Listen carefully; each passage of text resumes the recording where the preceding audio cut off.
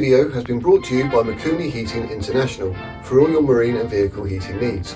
Whether it be a new diesel heater for a replacement for your old one, contact sales department for more information, or any spare parts, maintenance and repairs. All links can be found down below. Today I'm giving you, the viewers, the top tips on diesel heaters and long-term maintenance. All of this has been provided by the professionals, where I do the research so you don't have to.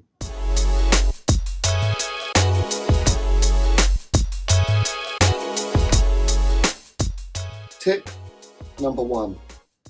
Now, no matter where you locate your diesel heater, you want to make sure that it never gets wet and it always remains dry, whether it's inside the van or outside the van.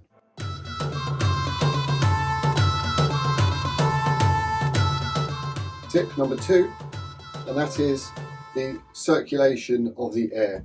So the air will be drawn in and then blown out.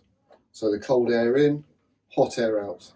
Now, I've seen people saying that the air in should always be hooked up to the outside. Now that is incorrect. You want this having the air recirculating. So the air is always coming from inside the van. If you're placing this inside the van, you've got nothing to worry about. You can just wire it up, making sure that your exhaust and your intakes are going outside of the van. If this is placed outside of the vehicle, you don't have to worry about drawing these outside of the vehicle because they're already outside of the vehicle. However, you want to make sure that both of these go into the vehicle. So you're drawing in the warmer air from inside your vehicle.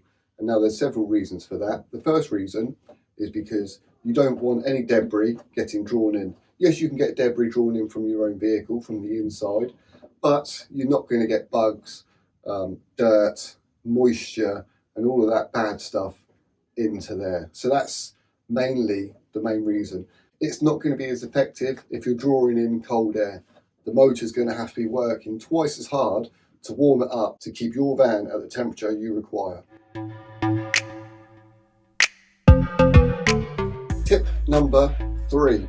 Now this is all about the fuel lines, the fuel filter, the fuel pump and your fuel standpipe. Now let's start with the standpipe. So the standpipe is going to go into your fuel tank. Not all of you will be fitting it this way. You can tee off into your return line back to your fuel filter or back to your tank, depending on what vehicle you've got and how it's all set up and how it's running. If you've got an engine preheater, you can tap off that. Now the first tip is about with this section, you want to make sure that when you install this and that your fuel sender unit is compressed, because there's a spring in there. So make sure you compress it and you get the distance, and you don't want this sucking from the very bottom. So you want at least 30 mil, just about an inch or so off the bottom, so you're not sucking up any sludge. And then once it leaves the fuel, diesel will run out of there, and you want it to go through your fuel filter first. Now the direction of travel, there is arrows on them. Some of the cheaper ones don't actually have the arrows. So if yours doesn't have the arrow, that is the direction of flow of fuel. So it goes into the clear bit and then through the filter and out through that blue end. So from the fuel filter, it then goes to the fuel pump. Now the fuel pump does actually have a little arrow on it as well. These are dry pumps, so they rely on the diesel to be lubricating the piston inside. So I would always recommend, before switching on your diesel heater, making sure that you've primed all your fuel up to this point. So you've got this installed, you've got your fuel line, and then from there, suck it up. You can either use a diesel pump, a little hand suction pump, or just suck it up with your lips. If you're using the clear line, you can generally see the fuel coming up. It will have a little shady yellow to it. Always prime this up before firing it up, because you don't want it running dry, because sometimes it can take quite a while for that fuel to come up, because it doesn't suck at a great deal. When installing these pumps, you want to make sure that they are installed between 15 and 35 degrees. So that is the angle that is required. So the direction of flow is that way. and that is the angle that is required to stop any build-up of air bubbles inside the pump or inside the lines. And there is also distances, so you can run from the fuel pump up to this point, to the base here, a total of about 2 meters. And then from the outlets here on the fuel pump, you can run from there to the heater itself. You can run it at about 6 meters. So all in all, you could have this 8 meters away from your fuel source and it's still going to work absolutely fine.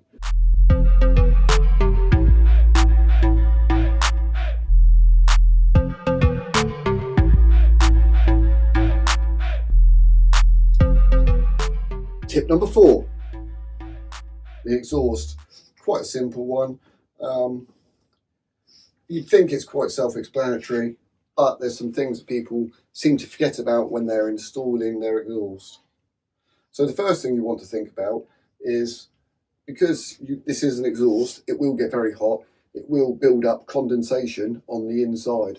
So always make sure that when you're installing this, you get this as flat as possible. If anything, you want it on a little downward slope away from the actual exhaust on the heater, because when you fit your silencer at the other end, you install it this way up, like that. And that is because at the bottom here, there's a tiny little hole, and that is for any water that collects any condensation in the pipe, and it will be able to just run out. So this would always be at the lowest point.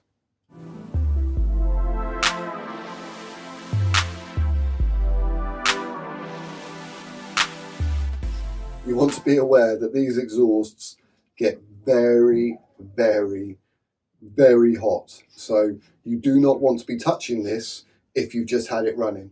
So I would always advise at least leaving it at least an hour until you touch anything on the system if you've just had this diesel heater running.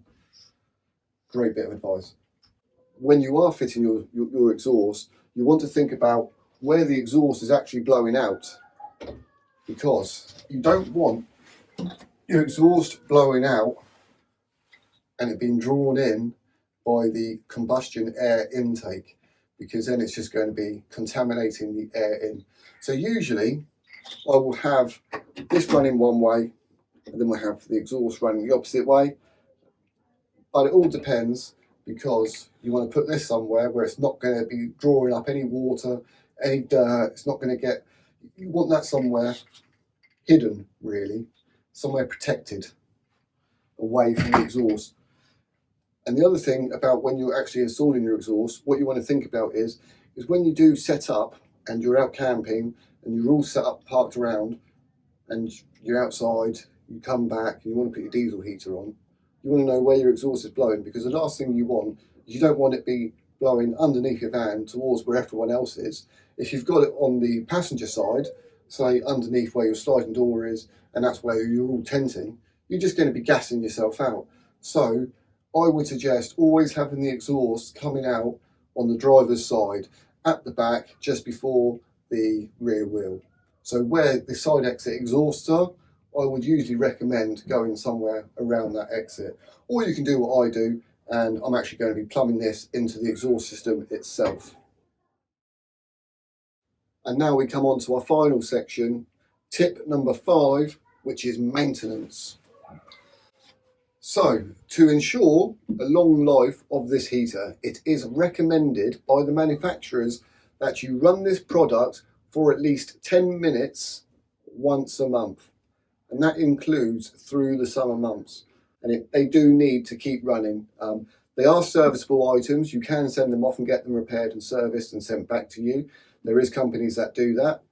MV Heating, they will service your diesel heaters. If you're a little bit handy like me, you can actually go onto their YouTube channel and you can actually find their videos, and they will actually show, there's videos on there on how to do things like change the glow plugs and things like that.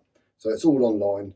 MV Heating, and that's where this diesel heater came from.